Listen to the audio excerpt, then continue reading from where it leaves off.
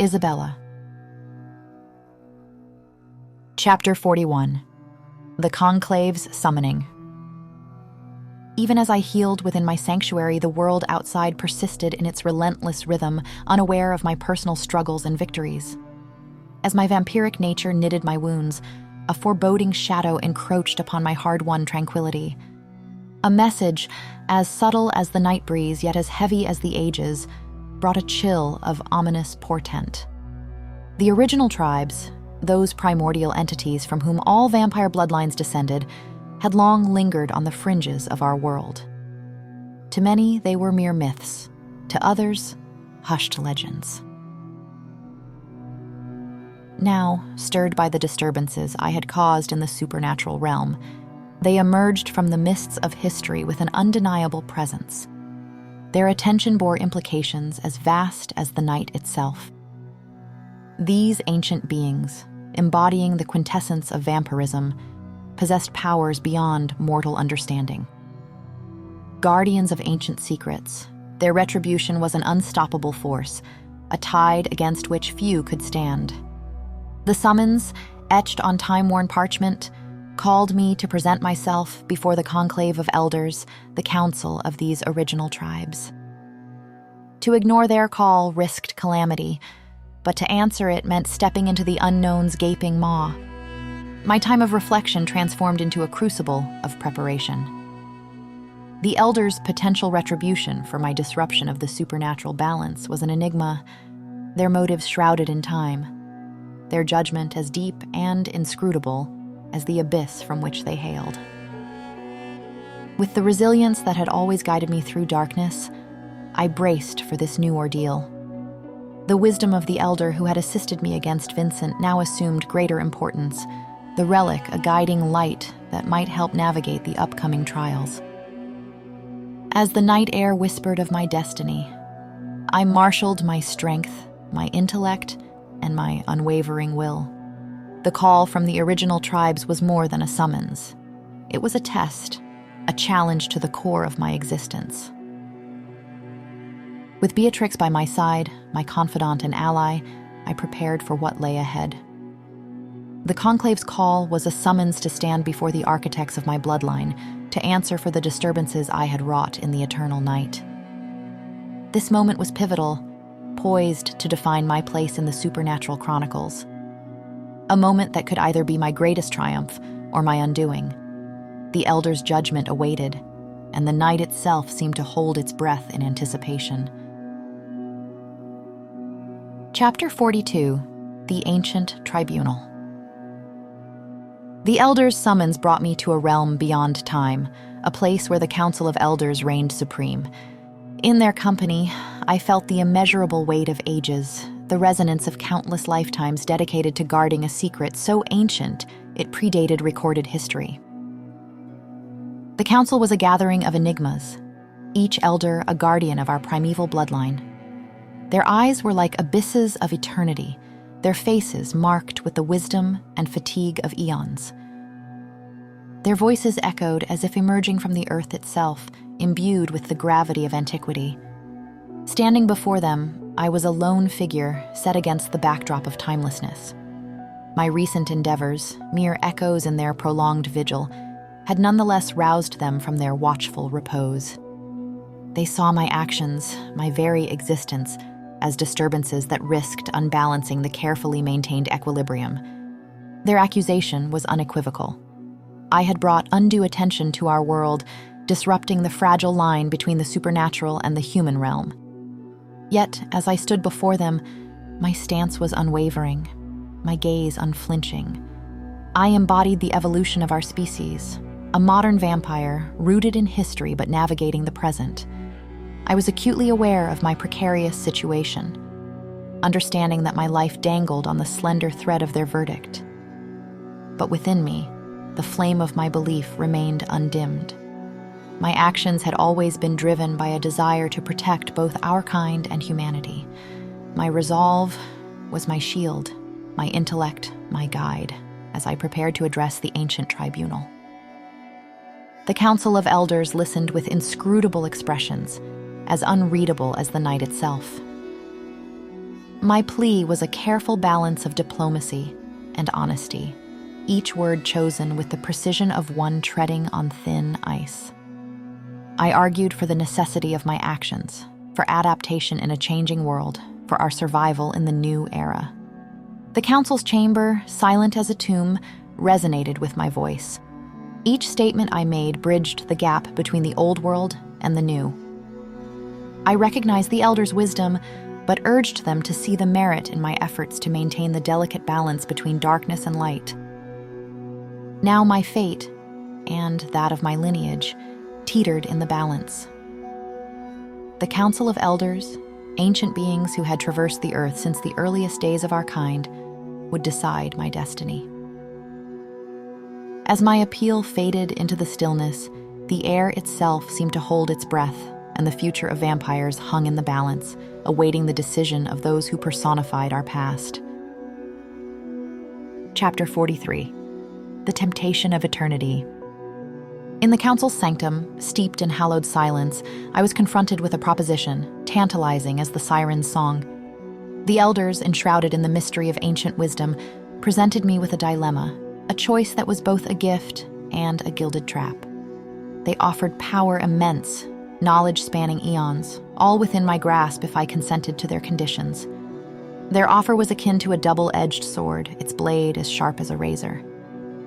Accepting it would mean betraying my essence, abandoning my role as the guardian of balance, a role I had so fiercely championed.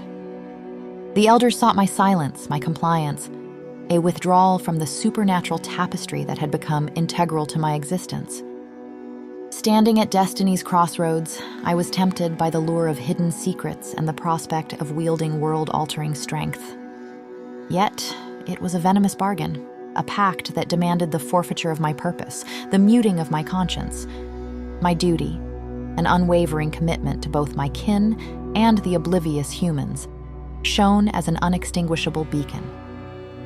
My resolve faced its sternest test, the choice mirroring the age-old conflict between ambition and moral integrity. The council observed me, their timeless visages stoic, their ancient gaze probing. They, who had witnessed civilizations rise and fall, who had negotiated with rulers, whose murmurs could sway history's course, now encountered in me a determination as steadfast as the foundations of their chamber. With the future's burden pressing upon me, I voiced my decision. My words rang clear and definitive, echoing through the chamber. I rejected their offer, choosing action, protection, and service over the shackles of silence. My journey was fraught with danger, but it was mine to traverse, steered by my own ethical compass. The council's response was as motionless as the air in a tomb, their verdict unspoken. My choice was set, my fate once again in my hands, the sinister bargain relegated to a mere specter of possibility. Leaving the council, my sense of duty remained unscathed, my mission undimmed. The power and wisdom I sought would not be found in shadowy pacts, but in the illumination of my truth. The world still faced looming threats, and I would confront them head-on, armored in duty, wielding integrity as my blade. The road ahead brimmed with peril, but I would meet it with the courage that had come to define me. Chapter 44. The Legacy's Heart. With my destiny irrevocably shaped by my refusal of the council's dark proposal, I accepted the mantle of the outcast. The ancient tribes, the forebears of our vampiric curse, now deemed me a rebel, a discordant strand in the ancient fabric they wove. Their ominous presence loomed like a storm on the horizon, a threat poised to consume me. In my defiance, I sought guidance in our history, turning to the figure shrouded in both fear and awe. Dracula, the legendary, the timeless. His concealed tomb was a vault of forgotten wisdom, a haven of potent powers hidden from the world for ages. My quest led me through dangers untold, deep into the Carpathian wilds where Dracula's tomb lay hidden, enshrouded in secrecy and magic. I was in search of the primal essence, the origins of our bloodlines, and the artifacts imbued with ancient might. Such relics, if they existed, would be my sole chance against the formidable original tribes. Dracula's tomb was a testament to a history written in blood, its halls a maze of stone and shadows. There, I uncovered more than anticipated, a narrative of our vampiric genesis, the ascension and decline of a preeminent power of the night, and the remnants of an era when the supernatural reigned raw and unbridled. The tomb's air was dense with ancient might, its walls adorned with symbols narrating the blood magic that spawned our kind. My senses, attuned to the echoes of the past, traced a path through riddles and revelations, each piece a crucial part of the puzzle I sought to assemble. Venturing deeper, the presence of the original tribes grew ever more palpable, their emissaries like phantoms in the woods, their intent firmly against me. The conflict of ancestral blood was imminent, a clash between old and new, a struggle of evolution against origin. In the tomb, I discovered potent artifacts, relics pulsing with the unrefined essence of vampirism. These were the legacies of Dracula, instruments that might shift the balance in the looming battle. Armed with the knowledge and might of Dracula's concealed arsenal, I braced for the inevitable stand. This confrontation would be one of legend, an encounter destined to etch my name in the eternal annals of the night. The legacy of blood was both my shield and my weapon, and I would wield it with the prowess of the warrior I had evolved into. As the original tribe's shadows encroached, the air surging with the power of primordial blood, I steeled myself for the coming strife. My resolve was an unwavering flame in the dark, my determination an unstoppable force. The battle of ancestral blood was upon me, and I would confront it with the full strength of my legacy and the depth of my valor. Chapter 45. The Covenant of Shadows. Fate led me to a crucial juncture, shadowed by the looming menace of the original tribes. In this dire moment, I sought the company of those on the fringes of our society, rogue vampires, outcasts who quietly defied the ancients' mandates. This eclectic group bore the marks of their rebellion, their names evoking both fear and admiration in the night. Lucian, the strategist, possessed a mind as complex as any elder's plot. Valeria, the enchantress, was as dangerous as she was beautiful. Magnus, known for his legendary strength, and Sariel, the seer, whose visions unraveled the threads of time, stood with them. Together, they formed the Covenant of Shadows, bound not by lineage or adherence to old laws, but by a common desire for freedom and revenge against the tyranny of the original tribes. Recognizing the potential in this fragile union, I struck a deal with the Covenant. They would support my cause, their grudges against the elders fueling our agreement. In return, I promised a future where we could exist without the constraints of ancient decrees. Our plan was a complex web of cunning and strength, aiming to confront the elders and reveal the decay within their age-old order.